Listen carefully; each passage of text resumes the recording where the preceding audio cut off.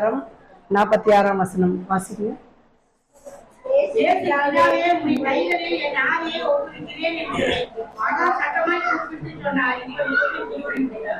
நாம் ஜெபிப்போம்.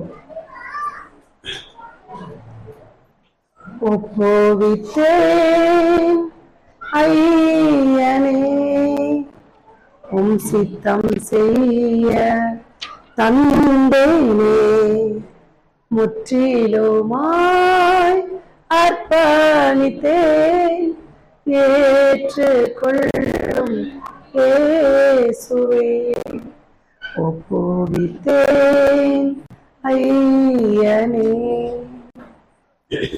ஸ்தோத்திரிக்கிறோம் ஆண்டவரே, நன்றியோடு துதிக்கிறோம், ஸ்தோத்திரிக்கிறோம் கர்த்தாவே. இந்த புனித வெள்ளியாகி இந்த நாளை நாங்கள் நன்றியோடு நினைவு கூறுகிறோம் கர்த்தாவே. எங்களுக்காக மானிட மகனாய் இந்த உலகத்திலே பிறந்து எங்களுடைய பாவத்திற்காக இந்த உலகத்திலே உடைய திரு ரத்தத்தை சிந்தினீரே சுவாமி, அதற்காக நன்றி ஆண்டவரே. அந்த அன்பை நாங்கள் தியானிக்கும் வண்ணமாய் இந்த கடைசி வார்த்தையை கூட ஆண்டவரே உடைய ஆளுகைக்குள்ளாய் ஒப்பு கொடுக்கிறோம் கர்த்தாவே. நீர் என்ன நோக்கத்தோடு இதை இந்த ராவிலே உச்சரித்தீர் என்பதை நாங்கள் அறியோம்.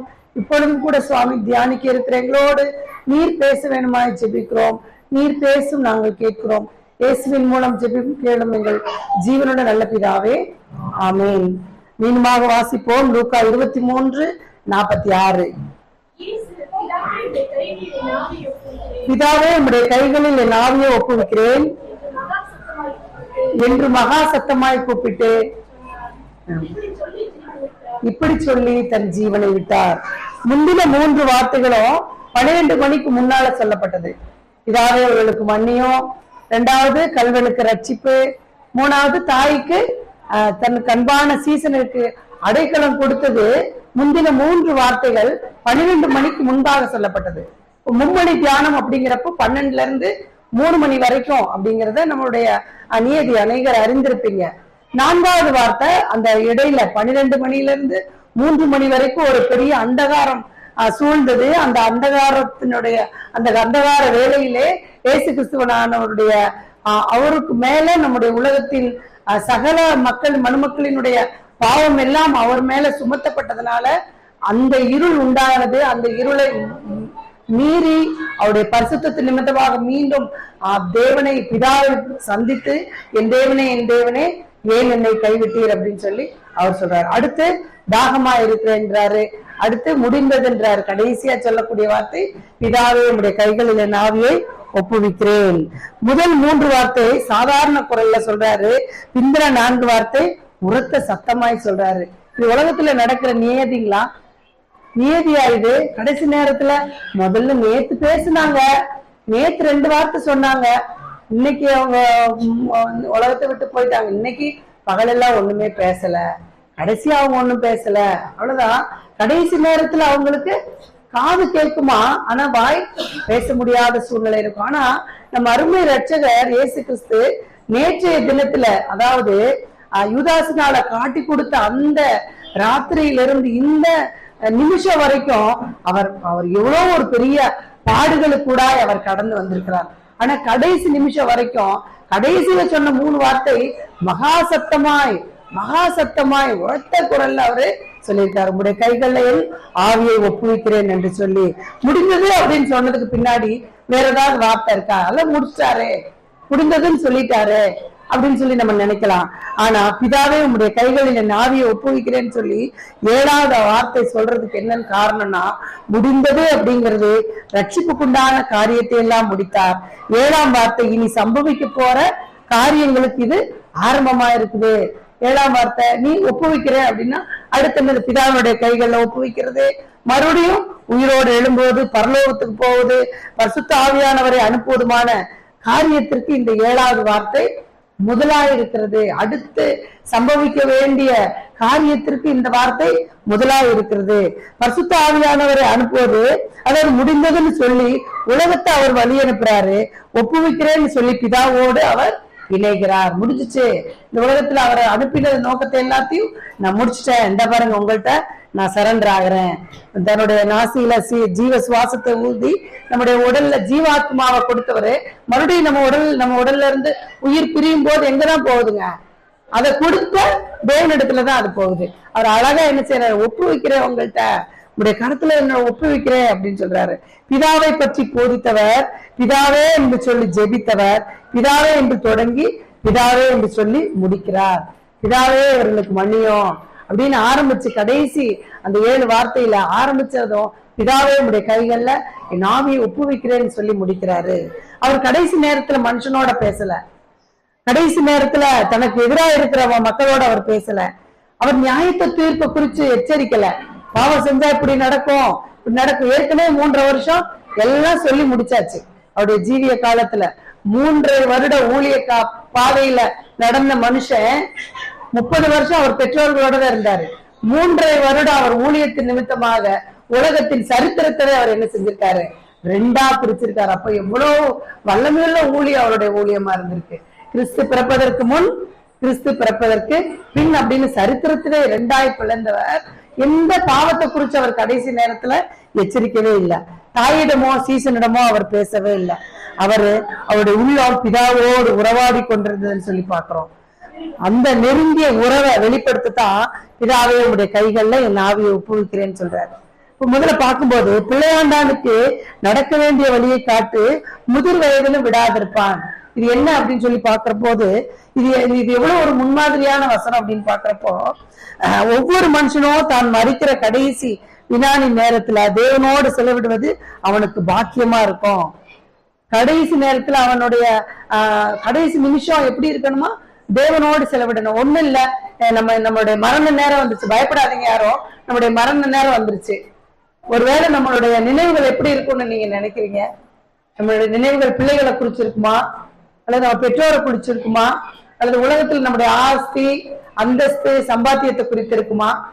எப்படி இருக்கும்? எப்படி இருக்கணும்னு கடவுள் சொல்றாரு. அழகா நல்லா வாழக்கூடிய வயசு 33 வயசு. எப்படிப்பட்ட வயசு? நல்ல அழகான வாலிப பருவம். அந்த பருவத்துல தேவன் அவருக்கு நியமித்த கடமைகள் எல்லாம் முடிச்சுட்டு ஒப்புவிக்கிறேன் அப்படின்னு சொல்லி சொல்றாரு. மறிக்கிற நேரத்துல நம்ம தேவனோடு உறவாடி அவர்கிட்ட ஒப்பு கொடுக்கிற மனநிலையை நம்ம ஒவ்வொருவரும் பெற்றுக்கொள்ளணும். அது ரொம்ப முக்கியமானது. சேவன் அப்படித்தான் செஞ்சாரு. அவருடைய அடிச்சூடுகளை தான் அவர் பின்பற்றினாரு. அப்போஸ்தலர் 7:59-60 யூதருடைய பாவங்களை கண்டித்து பேசின போது மூர்க்கம் கொண்டு கல்லெறிந்தார்கள்னு சொல்லி பாக்குறோம். அப்பொழுது கர்த்தராகிய இயேசுவே என் ஆவியை ஏற்றுக்கொள்ளும் என்று ஸ்தேவான் தொழுது கொண்டு கையில் அவருடைய கையில என்னுடைய ஆவியை ஒப்புவிக்கிறேன்னு சொல்லி ஸ்தேவான் சொல்றாரு. பிதாவின் விருப்பத்தை நிறைவேற்ற காரணமா இருந்த பண்புகளை நம்ம ஒரு சில காரியத்தை மட்டும் நம்ம விரைவில் தியானிப்போம். பிதாவின் விருப்பத்தை நிறைவேற்ற காரணமா இருந்த பண்புகள். அவர் முதலாவது கற்றுக்கொண்டதை கடைபிடித்தார். யூத தாய்மார்கள் எல்லாம் தங்களுடைய குழந்தைகளுக்கு வசனத்தை கற்றுக் கொடுப்பாங்களா? எப்படிப்பட்ட வசனம் அப்படின்னா, தூங்குறதுக்கு முன்னாடி பிதாவே உன் கைகள் என் ஆவியை ஒப்புவிக்கிறேன் அப்படிங்கிற வசனத்தை அவங்க சொல்லிட்டு தான் தூங்கணும்.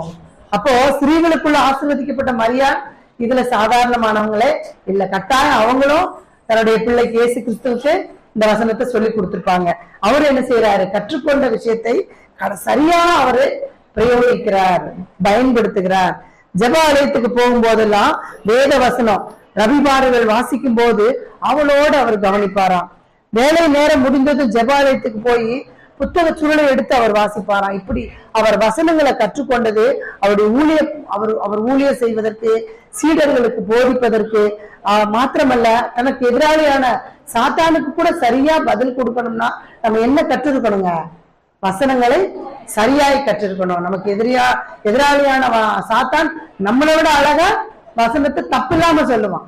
அப்ப அவனை ஜெயிக்கிறதுக்கு கூட நம்ம வசனத்தை கற்றுக்கொள்ள வேண்டும். அப்படியாய் வசனத்தை கற்று தேர்ந்தார். அப்ப வேத வசனம் நமக்கு ஒரு அனந்த ஞானத்தை கொடுக்கிறது. எப்படி நம்ம நடந்துக்கணும் அப்படிங்கிற ஞானத்தை வேத வசனம் மாத்திரம் கொடுக்கணும். அநேக தரம் உங்களோட பேசியிருக்கேன். கல்வி அறிவு என்ன செய்யுது? அது வேற ஞானம், இந்த உலக ஞானம் கல்வி அறிவு. ஆனா தேவன் கொடுக்கிற அறிவு அனந்த ஞானம். எந்த இடத்துல எப்படி நடந்துக்கணும், எப்படி நாம அந்த சூழ்நிலைகளை சமாளிக்கணும், அப்படிப்பட்ட அறிவு தேவனிடத்திலிருந்து, தேவ வசனத்திலிருந்து தான் நாம பெற்றுக்கொள்கிறோம். ரெண்டாவது நம்ம பார்க்கும்போது பூரண அர்ப்பணிப்பு. யோவான் 5:30 சொல்லப்பட்டிருக்குது, நான் சுயமாய் ஒன்றும் செய்ததில்லை, எனக்கு சித்தமானதை தேடாமல் என்னை அனுப்பின பிதாவுக்கு சித்தமானதையே நான் தேடுகிறேன். நான் தனியா ஒண்ணும் செய்யல, அவருக்கு என்ன பிரியமோ அதைத்தான் நான் செய்யறேன்னு சொல்றாரு. அவருக்கு என்ன சித்தமோ அதைத்தான் நான் செய்ய என்ன ஒப்பு கொடுக்கிறேன்னு சொல்றாரு. மூணாவது பார்க்கும்போது பாடுகளை ஏற்கும் நிலை.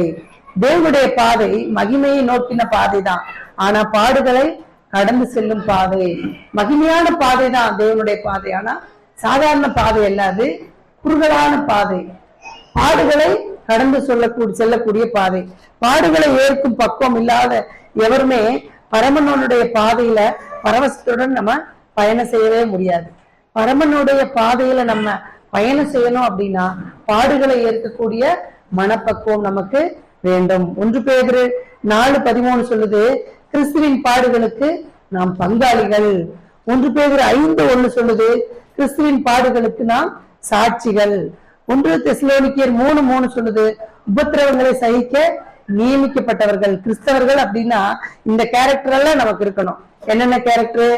கிறிஸ்துவின் பாடுகளுக்கு நாமளும் பங்காளிகள், கிறிஸ்துவின் பாடுகளுக்கு நாம் சாட்சிகள், உபத்திரவங்களை சகிக்க நியமிக்கப்பட்டவர்கள். உபத்திரவமே இல்ல, என்னைக்குதான் அந்த பிரச்சனையில நம்ம மீண்டு வர்றது, நிம்மதியான வாழ்க்கை என்னைக்குதான் கிடைக்க போகுது, என்ன நான் அப்ப ஏதாவது தப்பு பண்றேனா, பிரச்சனையா போராட்டமா போயிட்டு இருக்கே, நான் ஏதாவது கடவுளுக்கு பிரியமில்லாத காரியம் செய்யறனா அப்படிங்கிற சில கலக்கங்கள் கூட இருக்கும். ஆனா இந்த வசனத்தை நம்ம படிக்கும் போது உபத்திரவங்களை சகிக்க நாம் நியமிக்கப்பட்டவர்கள். அப்போ பிரச்சனை கூடாதான் தேவன் நம்மை நடத்துகிறார். அப்போ இப்படிப்பட்ட சூழ்நிலையில இருக்கிறவங்க தான் கிறிஸ்தவர்கள். அப்புறம் மாத்திரமல்ல, இடைவிடாத ஜெப ஐக்கியம். தேவனிடத்துல, கிறிஸ்துவனிடத்துல பிதாவோடு இடைவிடாத ஜெப ஐக்கியம் இருந்துச்சு. முந்தின நாளே அவர் ஜெபிக்கும் போது இந்த பிரச்சனை எல்லாம் கடந்து போகணும்னு அவருக்கு தெரியும். அவர் என்ன செய்யறாரு? இந்த பாத்திரம் என்னை விட்டு நீங்க முடிவானால் நீங்கும்படி செய்யும். இந்த காரியம், இந்த வேலையை நான் கடந்து போனோம், இது கொஞ்சம் கருகளா இருக்கு, இது ஒருவேளை இந்த பிரச்சனை இல்லாத எனக்கு இந்த வாழ்க்கை எனக்கு கிடைக்குமா? இது மாம்சத்துல எல்லாரும் நம்ம நினைக்கிற காரியம் தானே. ஒரு கஷ்டமான காரியத்துக்குள்ள நான் போகணும்னு எனக்கு முன்னக்கூடியே தெரிஞ்சிச்சுன்னா, சாமி எப்படியாவது இதுல இருந்து என்ன விளைக்கிற மாட்டீங்களா அப்படின்னு சொல்றது இயற்கைதான். அப்படித்தான் மாம்சத்துல இருந்த நம்முடைய பிதாவானவர் கூட சொல்றாரு. என்ன சொல்றாரு? பாத்திரம் என்னை விட்டு நீங்கும்படியானால். ஆனா இந்த பாத்திரம் என்னை விட்டு நீங்கும்படியானால்ங்கிற வார்த்தைக்கு உள்ளான அர்த்தம் என்ன அப்படின்னா, தேவன் அந்த குறுகிய காலத்துக்குள்ள அந்த 3 மணி நேரம் பிதாவினுடைய முகத்தை கிறிஸ்துவுக்கு மறைத்தார். அந்த காரியத்துலதான், அந்த போராட்டத்தை தான் தேவன் இந்த சூழ்நிலை மட்டும் எனக்கு இல்லாம உங்களோடய நான் தொடர்புலயே இருக்கணும், ஐசப்பா பிதாவே நான் தொடர்புலயே இருக்கணும், உங்களை பார்த்துட்டே இருக்கணும், உங்கள்கிட்ட பேசிட்டே இருக்கணும். அந்த தொடர்பு நம்முடைய பாவங்கள் பிதாவுக்கு கிறிஸ்துவுக்கு இடையில வந்ததுனால அவங்க இந்த தொடர்பு கட்டாகிறது தான் இயேசு கிறிஸ்து என்ன செய்யல, விரும்பாதனாலதான் இந்த பாத்திரம் என்னை விட்டு நீங்க முடியும். ஆனாலும் என்ன சொல்றாரு? உங்களுடைய சித்தத்தின்படி இது ஆக கடவுதுன்னு சொல்றாரு. உலகத்தின் பாவத்தை சுமந்து இருக்கிற தேவாட்டுக்குட்டி பாவத்தை ஏற்க இயலாத நிலையில அவர் இருக்கிறார். அந்த பாவத்தினுடைய சூழ்நிலையில, அந்த பிரிவை ஏற்க முடியாத சூழ்நிலையில இருக்கிறார். சிறைப்பாடுகள்ல பார்க்கும்போது பிதாவே இவளுக்கு மன்னின்னு சொல்றாரு. 2வது, கைவிடப்பட்ட நிலைமையில கூட தேவனே என் தேவனே என் தேவனே ஏன் என்ன கைவிட்டீங்க? எங்கேயோ தூரத்துல இருக்கிறவங்களை பார்த்தா நம்ம சொல்ல முடியும் இல்ல. பிரச்சனைகள் மத்தியிலும் கூட மறுபடியும் பிதாவை நேரடியா சந்தித்து ஒரு உறவின் நிமித்தமா, ஏசாமே என்ன கைவிட்டீங்க, எப்பா என்ன கைவிட்டீங்க அப்படிங்கிற ஒரு உரிமையோடு, ஒரு உறவோடு தேவன் பேசுகிறார். கடைசியா பிதாவே உன் கைகளில் என் ஆவியை ஒப்புவிக்கிறேன் அப்படின்னு சொல்றாரு. இடைவிடாது அவருக்குள்ள ஜெபம், அவருடைய சித்தத்தை முடிக்க வேண்டும் என்கிற துணை நின்றது. அவருடைய இடைவிடாத அந்த ஐக்கியம் பிதாவுடைய சித்தத்தை முடிக்கணும் அப்படிங்கிறதுக்கு அது ஒரு துணையா இருந்துச்சு. நம்முடைய வாழ்க்கையிலும் தான் ஒரு பெரிய பிரச்சனை, ஒரு பெரிய போராட்டம்னா இது எப்படி கடந்து போவோம்னு சொல்லி கொஞ்சம் கூட நம்ம பயப்படவே வேண்டாம். நம்ம தேவனோடு கிறிஸ்துவோடு நம்ம ஐக்கியம் உள்ளவர்களா இருந்தா நம்ம கட்டாயம் எல்லா காரியத்தையும் நம்ம சிறப்பாய் செய்து முடிக்க தேவன் நமக்கு துணையா இருப்பார். கடைசியாக கூறுவதே இது ஒரு வெற்றியின் வார்த்தை. ஒப்புவிக்கிறேங்கிறது ஒரு வெற்றியின் வார்த்தை. நான் என் ஜீவனை மறுபடியும் அடைந்து கொள்ளும்படிக்கு அதை கொடுக்கிறபடியால் பிதா என்னில் அன்பா இருக்கிறார். ஒருவனும் அதை என்னிடத்திலிருந்து எடுத்துக்கொள்ள மாட்டான், நானே அதை கொடுக்கிறேன்னு சொல்றாரு. யோவான் 10:17-18 அதை கொடுக்கவும் எனக்கு அதிகாரம் உண்டு, அதை மறுபடியும் எடுத்துக்கொள்ளவும் எனக்கு அதிகாரம் உண்டு. சிலுவையில அறையிறவங்களை பாத்தீங்கன்னா அவங்க சீக்கிரம் இறந்து போனோம் அப்படின்னு சொல்லிட்டு அவங்க கால் கை எலும்புகள் எல்லாம் முறிச்சிருவாங்க, உடைச்சு முறிச்சிருவாங்க. அப்படிப்பட்ட சூழ்நிலைக்கு மற்றவர்களால அவருடைய இறப்பு வரல. அவரே என்ன செய்யறாரு? ஒப்பு கொடுத்துருந்தேன். அவன் தானா அவரு சரண்டர் ஆகிறார். பிதாவிடத்துல என் ஆவியை ஒப்பு வைக்கிறேன்னு. வேற யாரும் அவரை நிர்பந்திக்கல. அவரை கொலை பண்ணணும், ஒருவேளை சிலுவையில அறைந்தாலும் சில உயிர்கள் எல்லாம் 2-3 நாட்கள் அந்த சிலுவையிலேயே தொங்கிக்கிட்டே இருக்குமாமா. அப்ப அப்படிப்பட்ட சூழ்நிலை நம்முடைய ஆண்டவருக்கு வரல. அழகா என்ன செய்யறாரு, அவர் அவர் இந்த உலகத்திற்கு அனுப்பினத நோக்கத்தை முடித்துட்டு பிதாவின் இடத்துல தன்னை அர்ப்பணிக்கிறார்.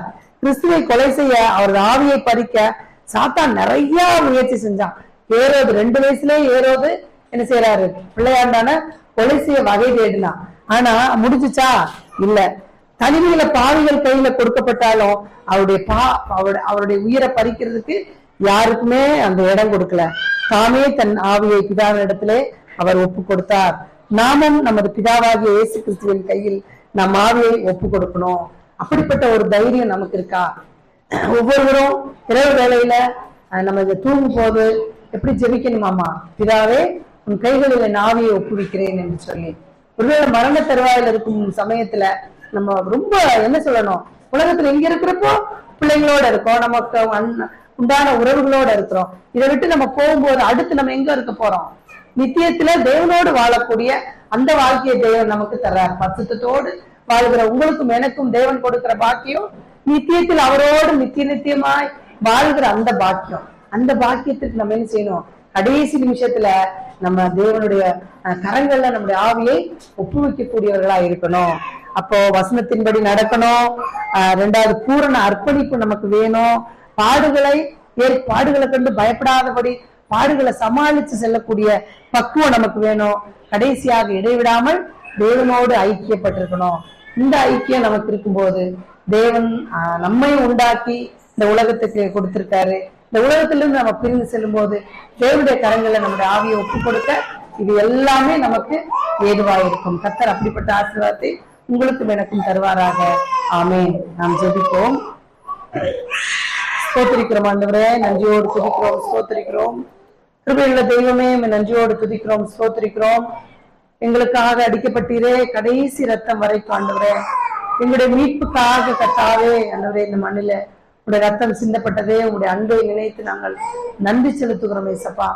ஆண்டவரே, பிதாவின் கைகள்ல உங்களுடைய ஆவியின் நீர் ஒப்பு கொடுத்தது போல ஆண்டவரே, நாங்களும் ஆண்டவரே நீர் எங்களை அனுப்பினத நோக்கத்தை இந்த உலகத்திலே நிறைவேற்றி ஆண்டவரே கடைசி நிமிஷத்துல உங்களுடைய கைகள்ல உங்களுடைய ஆவியை ஒப்பு கொடுக்க எங்களை ஒவ்வொருவரையும் நீங்க தகுதிப்படுத்த வேணுமா ஜெபிக்கிறோம் ஏசப்பா. கர்த்தாவே, அப்படியா நீர் எங்களை ஒவ்வொருவரையும் நீர் ஆசீர்வதிக்க வேணுமா ஜெபிக்கிறோம். துதி கனம் மகிமை எல்லாவற்றையும் நீரே எடுத்துக்கொள்ளுங்க. அருமை இரட்சகர் இயேசு கிறிஸ்துவின் மூலம் ஜெபம் கேளும் ஜீவனுள்ள நல்ல பிதாவே, ஆமென்.